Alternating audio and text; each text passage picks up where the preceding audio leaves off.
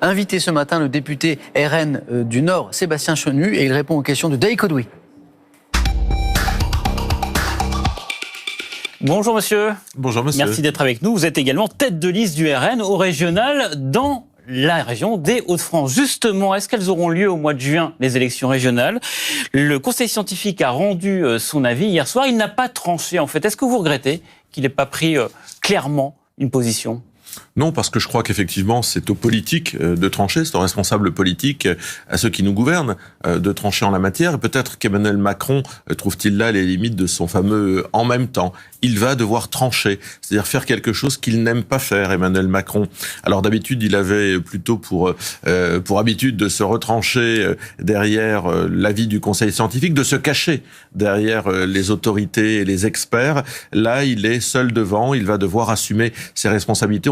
On sait que ce n'est pas ce qu'il fait de mieux. Ok, vous avez choisi les élections régionales comme ça par un petit chemin pour mettre en cause le pouvoir de décision d'Emmanuel Macron. Mais est-ce que vous souhaitez que ces élections aient lieu au mois de juin ou est-ce que ce serait pas forcément une catastrophe si elles ont lieu à l'automne? Parce que le conseil scientifique, il dit quand même que la situation, elle sera moins incertaine à l'automne parce que plus de gens auront été vaccinés. Nous considérons que la démocratie, elle doit vivre quel que soit l'état sanitaire du pays, même en pandémie. Il y a des pays qui ont voté notamment pour des élections présidentielles. Donc la démocratie, elle doit vivre. Maintenant, soyons clairs, si le gouvernement faisait ce choix, c'est lui qui a la main. Nous n'aurions pas la capacité à nous y opposer, et donc nous serions évidemment soumis au choix du gouvernement de soustraire les élections au mois de juin. C'est pas dramatique si elles ont lieu à l'automne. L'essentiel, c'est qu'elles aient lieu avant l'élection présidentielle. Non, s'il n'y avait effectivement que cette difficulté dans notre pays, on se porterait bien. Donc on fera avec si les élections sont reportées. Nous souhaitons qu'elles soient maintenues. Si elles sont reportées, on fera avec. Justement, puisqu'on parle des élections régionales, vous allez affronter Xavier Bertrand, qui donc depuis la semaine dernière est également candidat à l'élection présidentielle. Est-ce que vous êtes celui qui va empêcher Xavier Bertrand d'avoir un destin national? Bref, est-ce que vous allez le battre dans les Hauts-de-France? Moi, en tous les cas, j'ai envie d'être président des Hauts-de-France, voyez-vous. Et il n'y a pas d'ambiguïté. Et j'ai toujours du mal à comprendre qu'on puisse se présenter devant les électeurs pour assumer un mandat et dire qu'on ne l'assumera pas. C'est assez incohérent. On le dit avant, et c'est finalement, après. Oui, c'est finalement assez désinvolte. C'est honnête.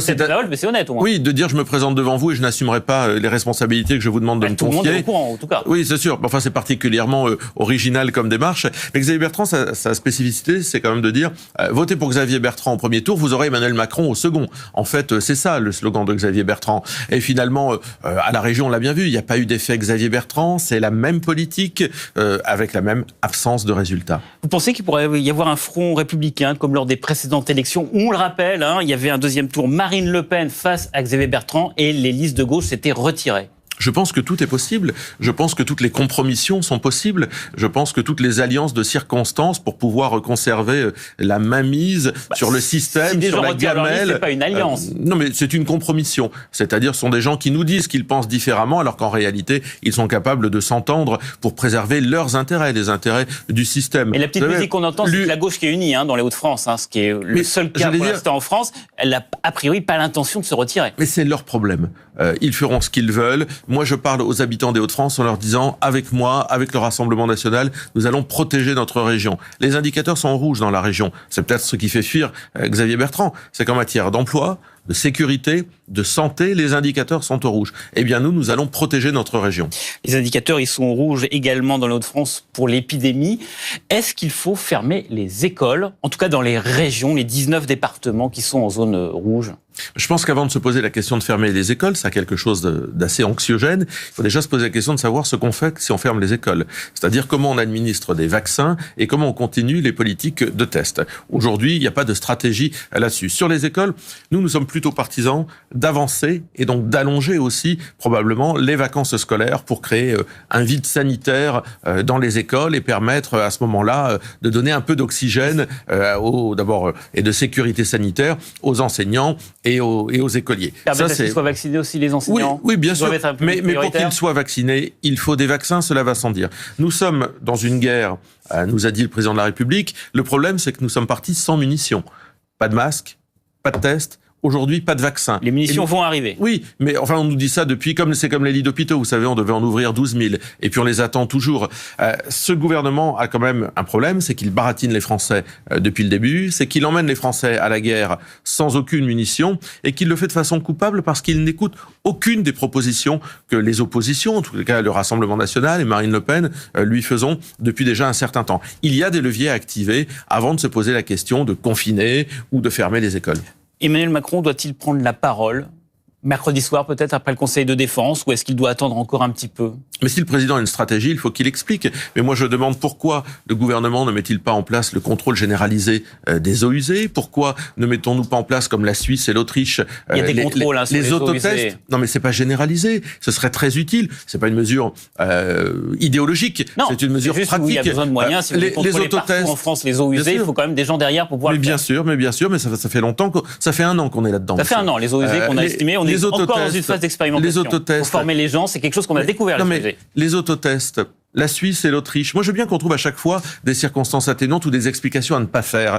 Nous proposons des choses qui sont pragmatiques, qui permettent d'endiguer cette pandémie. Les autotests, la Suisse et l'Autriche le font avec des résultats. Nous ne sommes pas plus bêtes. Nous devrions pouvoir anticiper les choses. Ça fait 1 an que le gouvernement se débat, comme le bouchon un peu au fil de l'eau, se laisse porter par cette pandémie, quand on voit ailleurs d'autres pays réussir à endiguer les choses et surtout à développer une politique vaccinale cohérente. Est-ce que vous pensez qu'il y a une question d'acceptabilité pour un nouveau confinement? Il y a un sondage Odoxa pour France Inter qui est publié ce matin qui montre finalement que les Français, ils approuveraient quand même un 3e confinement et dans une majorité des cas, ils disent qu'ils respecteraient les règles. Est-ce qu'on n'en fait pas un peu trop sur cette notion d'acceptabilité? Mais les Français ont été exemplaires, il faut bien le dire, depuis le début. Je sais et je vois que les Français, que ce soit ceux qui nous soignent, ceux qui élèvent nos enfants, ou tout simplement les Français dans leur quotidien, ont été exemplaires. Il faut arrêter de les faire culpabiliser.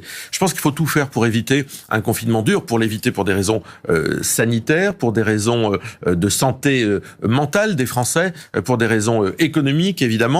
Et on ne peut pas se dire simplement que la politique dans notre pays se résume à mettre la France sous cloche ou à ne pas la mettre sous cloche. Je vous ai fait des propositions, nous les faisons au gouvernement, il refuse de les entendre et on dirait qu'il attend, comme on attend Godot, le résultat d'une pandémie qu'il ne réussit pas à juguler pour savoir s'il met ou pas la France sous cloche.